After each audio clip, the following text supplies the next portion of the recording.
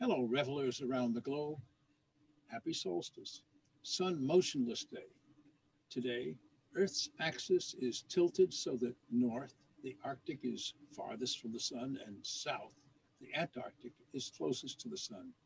Shortest daylight, longest nighttime in the north. Longest daylight, shortest night in the south.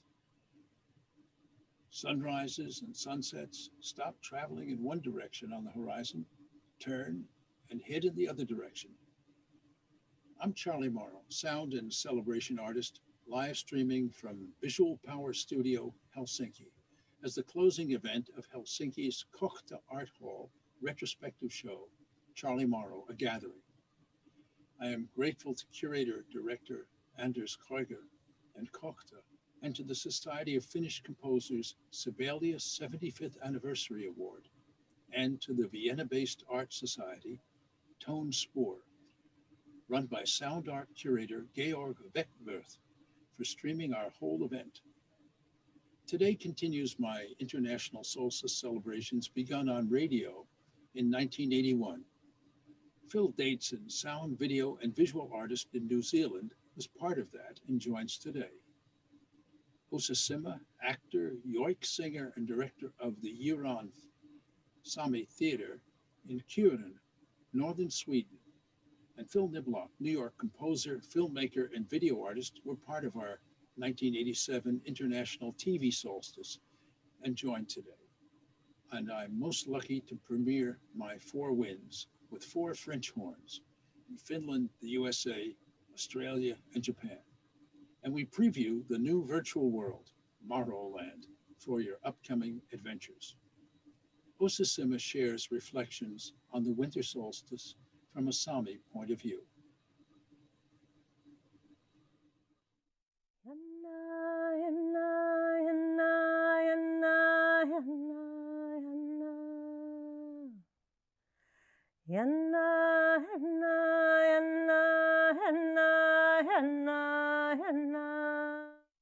Hello. Thank you for inviting me to this Cyber Indigenous Theatre Festival. I bring greetings from the Arctic, where my theatre is located, up in Northern Europe, the Sami people, the indigenous people of Europe. We have just entered the polar night, so everything is getting very dark here, and things will change after the solstice. Then the sun starts to return again. And my name is Ousa Simma, and I'm the head of the Sami theater. But I also have another name, a Sami name, which goes like this.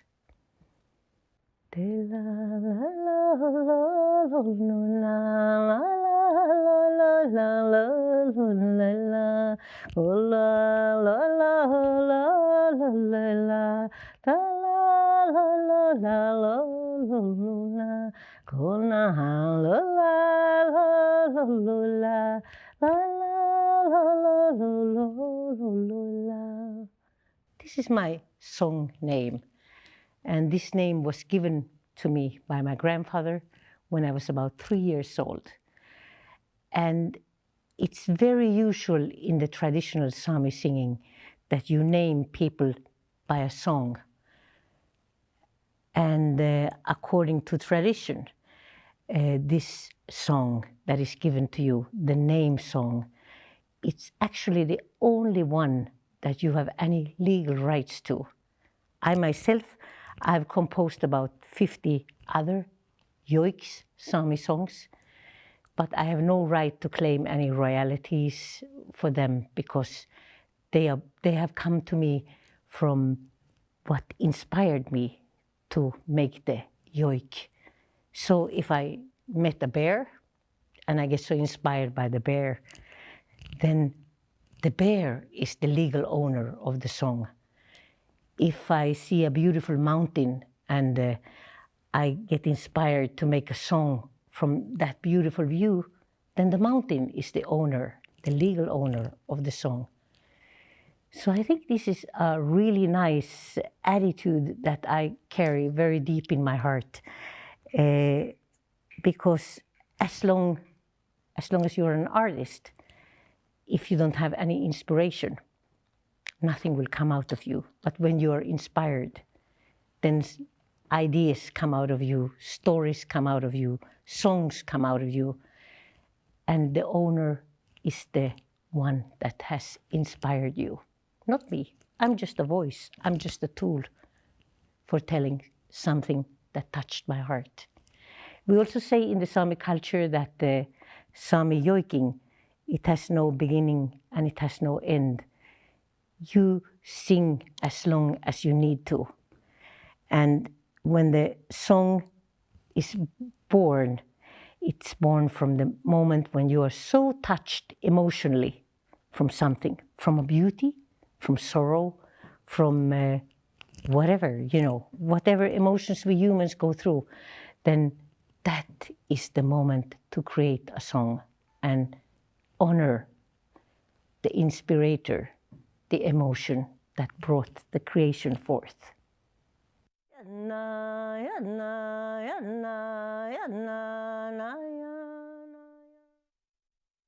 In our world of life, we are not only the humans living on the earth, we have a lot of spirits also here. Some of them are living with us here on the human level. And also we have some other deities that are up in the sky who are taking care of the weathers and all kinds of other things. But we also have similar people living under the earth. And those are, for us, the helping people that help us to survive as humans. And the story how these people, our brothers and sisters below the earth, how they came forth, the story goes that there was this mother for a long time ago, and she had so many children. And she heard the rumors that one of the higher deities from the sky was coming down to visit the family. So she decided that she better clean the kids up. She washed them and get them ready, braided their hair, got them ready for meeting this higher deity. And she had so many children, so she didn't have time to make them up, all of them. So she decided to hide some of those kids in the forest. And then the deity comes about and says that, are these all your children? And she says, yeah, these are my kids, and they look good, and they're ready to greet you. And then the deity says, I think you have a few more children. And she denied it. She said, no way, I don't have any more. And the deity asked once again, are you sure you have not hidden any of these children that you have? And she denied and said, absolutely not. And what happened is that the deity, who knew the reality, said, if you have hidden any of the children in the forest, these children, I'm going to move to another place of living. And they're going to live a much better life than you humans. And you're going to have to go down to them. They're going to be under the earth. And under the earth, you will have to go there to get the knowledge. And these, our Sami brothers and sisters that are under the earth, they are our helpers. Usually you can, my experience is that you can, if you lose something, say you lose a key, a car key or something, you lose something, then you can call upon them from under the ground, and they usually help you to find it. And they live a much more luckier life than us here on earth. Now, when the winter solstice is arriving, the light will start to return. And in Sami culture, we say, every day gets prolonged with sunlight, with one little ptarmigan step. And when the summer comes, we have sunlight day and night. I'm very proud to be part of this festival and to bring forth knowledge from my part of the world and my precious Sami culture. I wish you a good festival. Thank you.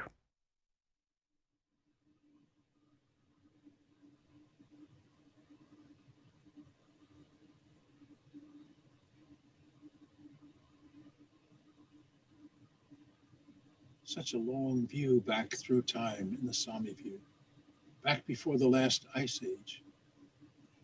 On the other end of the Earth axis, sound, video, and visual artist Phil Dadeson in New Zealand contributes VHS video documentation from the 1980s solar plexus, an annual dawn to dusk winter solstice drumming event in the Munga Wolf Crater, central Tamakuro, that's a Maori word for Auckland, that took place from 1970 to 1995 and collaborated with my international radio solstice events.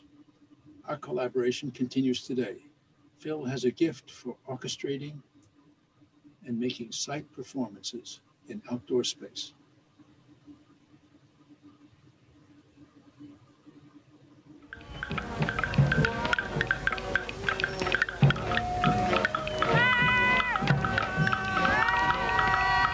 Got myself in the head.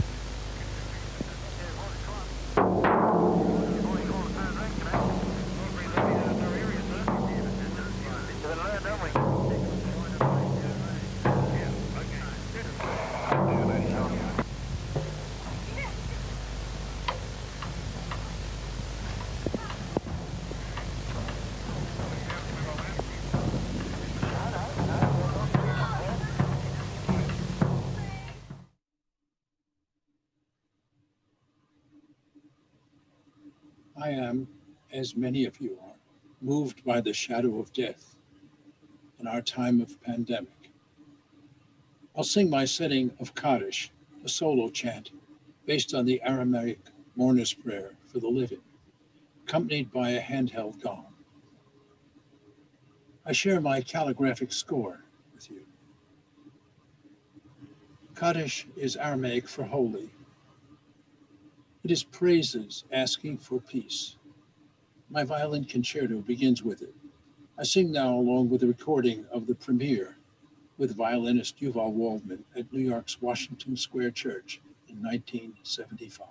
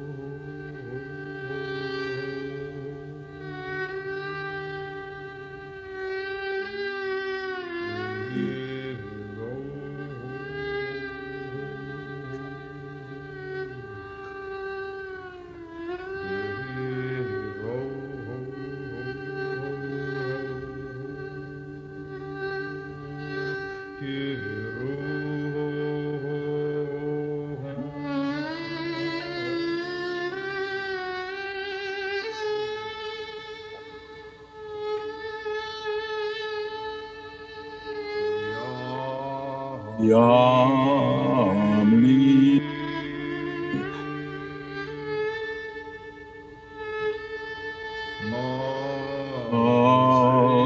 say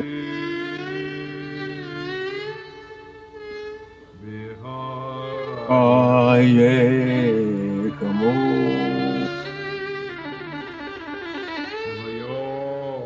Vayomecho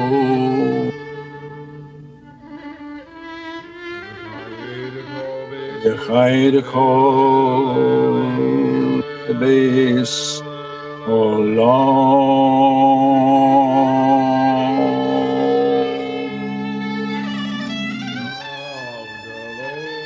Yagalo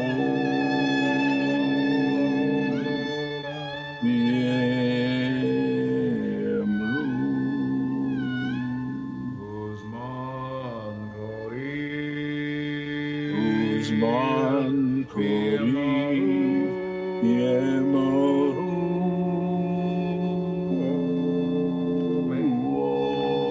Amen.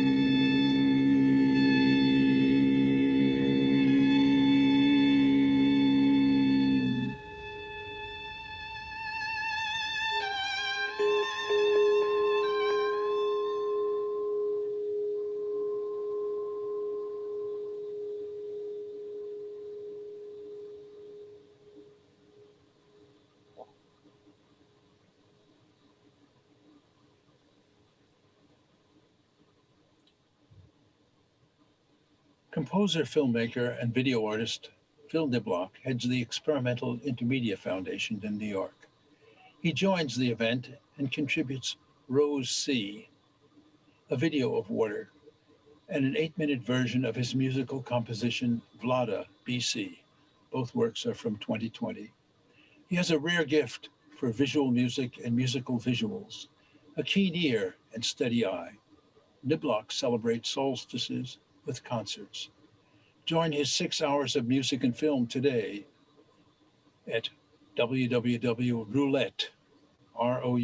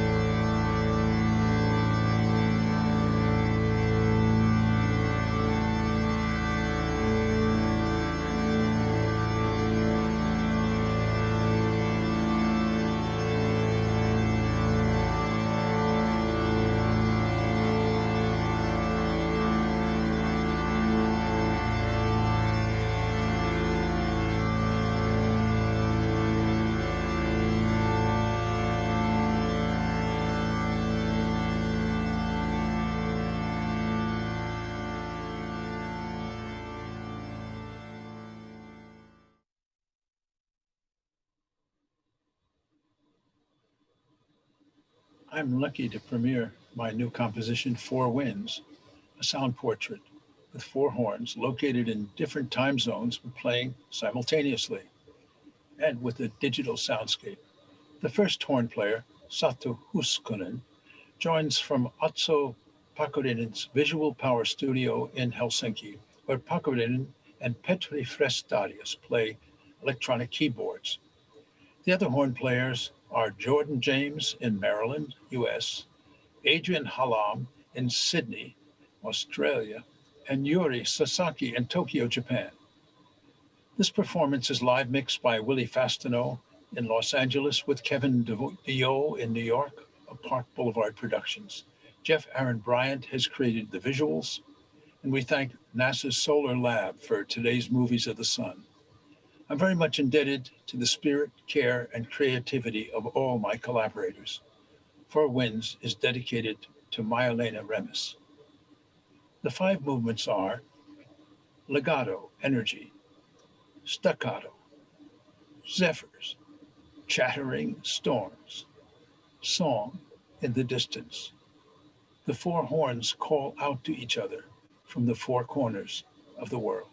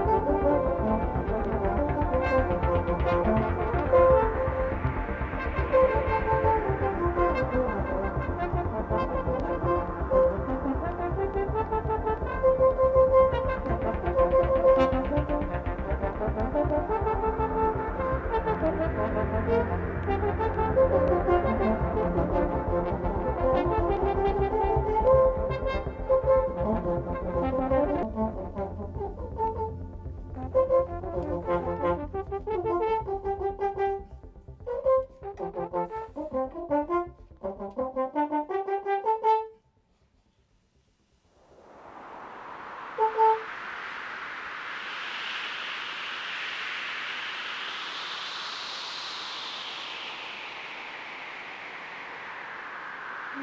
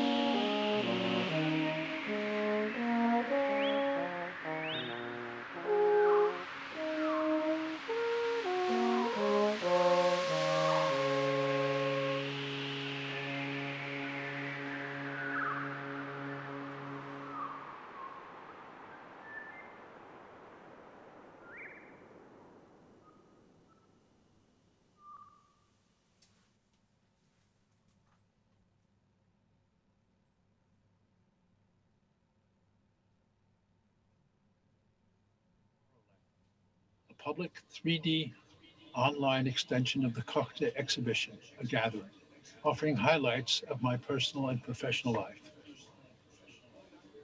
Ron Helsinki with Greenpost Hamburg developed the 361 event platform. Stuart Bird and the team in the USA have created the wonderful skin of this world. Sophie Honeyman is our sprite. When you visit, you are an avatar and you use your avatar to freely explore natural environments, event spaces, even an observatory and a planetarium. You get to connect with other guests and discover surprises all over this online world. We're taking a little walk through right now.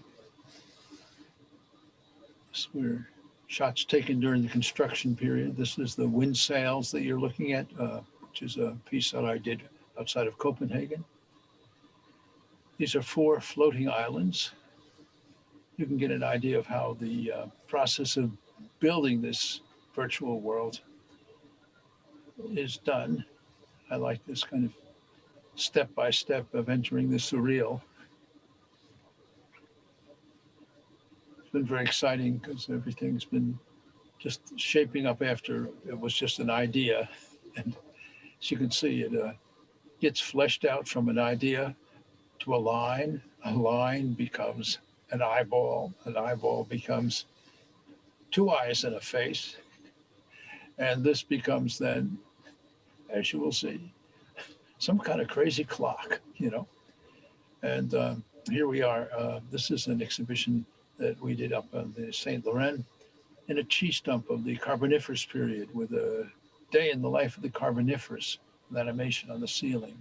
So as you travel through here, you get to see some of my best work in actual sites that are fun to be in. Plus, there's plenty of space in between. There's Sophie. She's welcoming us. She's a Taiwanese experimental music dancer. Look at extraordinary evocative motions. And as we move through these outdoor spaces, there are, of course, lots of interesting sounds that react to you. And here, once again, Sophie, and now you see the sky in all of its changing colors since this place is open 24 hours a day. Some of the islands are day and some of the islands are night. So say that you should sign up for information and register at 361.events/Morrowland. That's 361.events/Morrowland. So I hope you'll explore and enjoy Morrowland. It will just keep growing. But hey, thank you for joining us today. And thanks to our guest artists and to the many who have celebrated Solstice with me and on their own over the years. Thanks to Helsinki's Kohta Art Hall, Anders Kreuger, curator-director, and the Society of Finnish Composers Sibelius 75th Anniversary Award, and to the Vienna-based art society Tonespur, run by the sound art curator Georg Weckwerth, for streaming our whole event. And special thanks to Hannah and Frank for taking care of Tonespur's technology. So, wrapping up, in the words of poet Robbie Burns, then let us pray that come it may, as come it will for that sense and worth o'er the earth shall bear the gree and that. For that and that, the coming yet of that human to human the world over shall family be for that. Keep well.